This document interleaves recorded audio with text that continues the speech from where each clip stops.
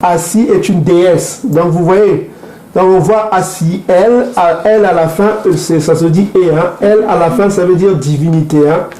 Assi et, ça veut dire Assi est une déesse. Donc on peut le lire dans 1 Chronique chapitre 4 verset 35. On dit ici Yahé Yehu, fils de Yosabia, fils de Salaya, fils de Asiel. Vous voyez? Donc on voit toujours que Asila, qui était Isis, prenait le nom de elle, c'est-à-dire déesse. Donc on voit que ces noms-là sont toujours dans le Lingala. Des noms des divinités des peuples qui avoisinaient Israël antique. C'est le nom que donnaient nos pères à leurs enfants en l'honneur à cette divinité Assi qui n'est autre que Isis. Donc souvenez-vous, la consonne finale est souvent sourde. Elle s'avale en hébreu. Assi, c'est Assia. Donc aujourd'hui les Ngala, avec le Lingala, pour dire femme, ils disent mot Assi.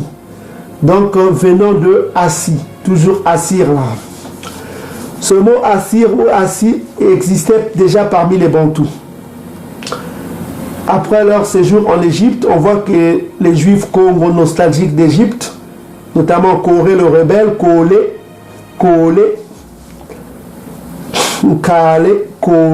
le rebelle, donna à ses enfants le nom de divinité égyptienne, notamment les Ouest africains.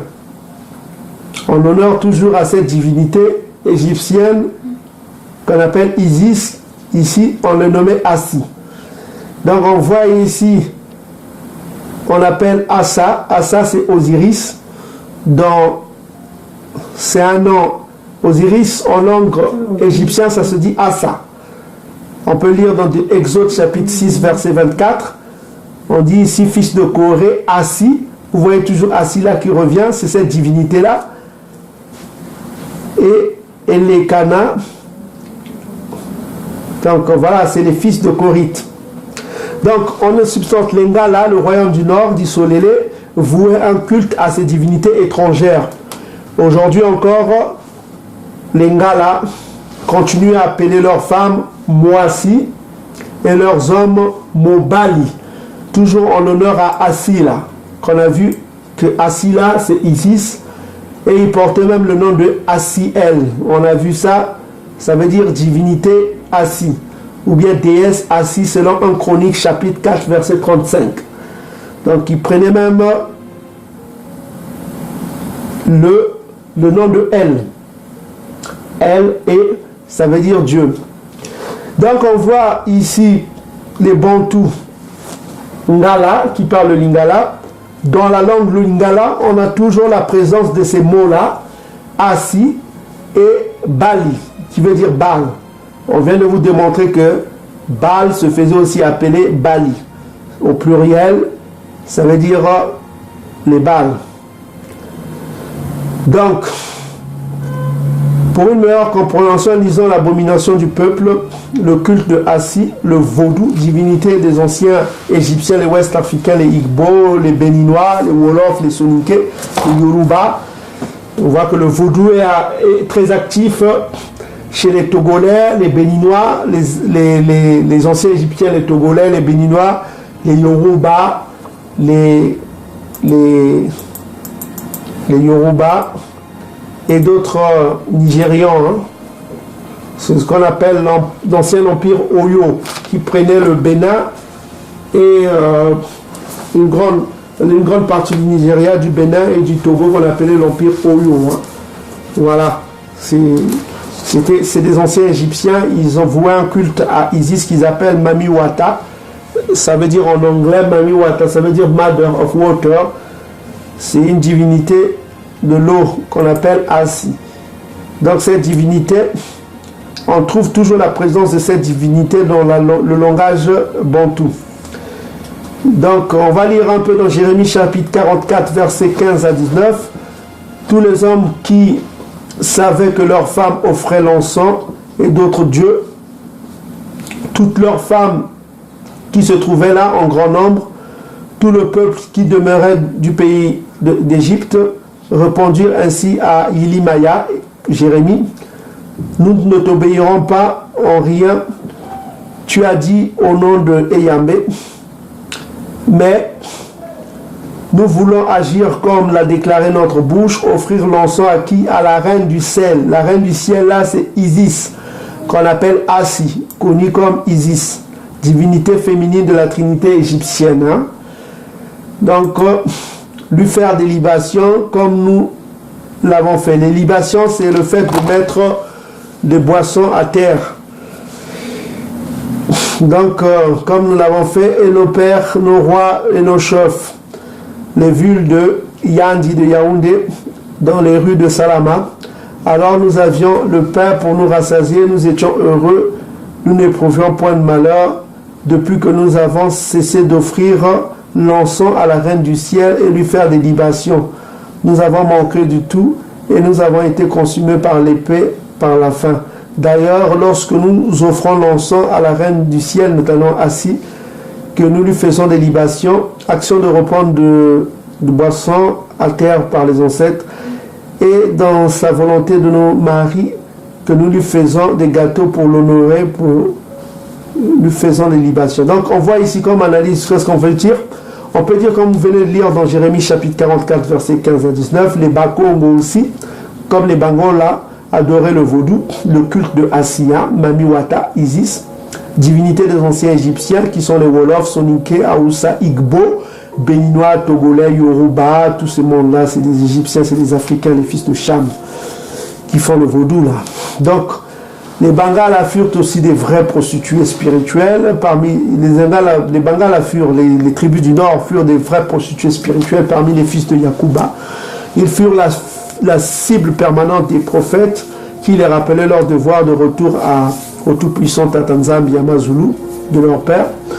Donc si on peut le lire dans 1 Roi chapitre 18 verset 18 à 19, on dit qu'Élie a répondu: je ne trouve point Isolélé, c'est-à-dire les Ngala, c'est toi au contraire et la maison de ton père, puisque vous avez abandonné les commandements de Tatanzambi et vous êtes allé auprès des Baals, les Baals.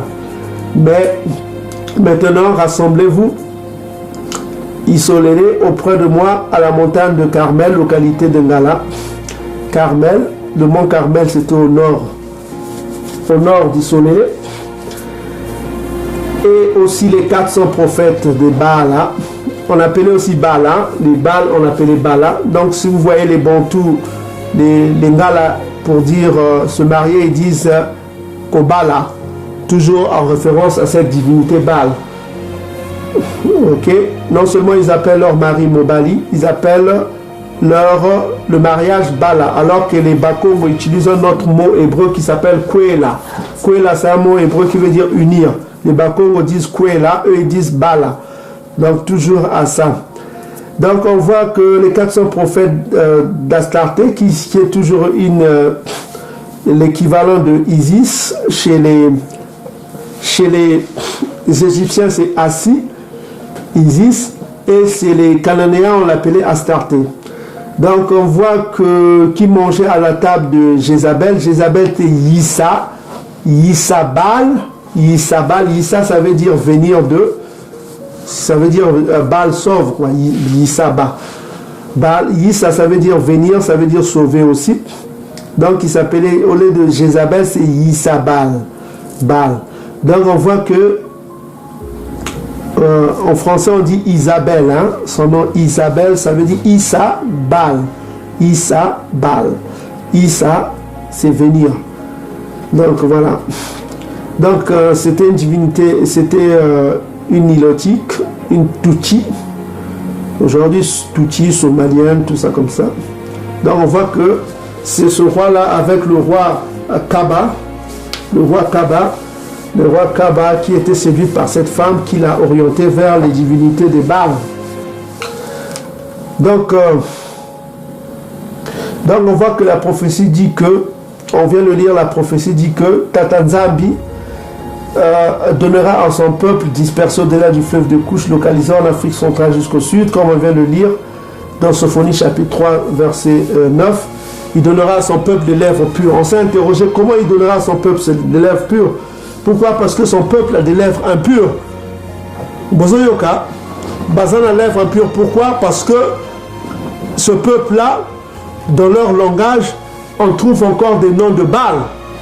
Notamment quand ils disent Kobala, quand ils disent Moissi, c'est toujours en référence à ces divinités-là, Baal et Assi, qui est Isis.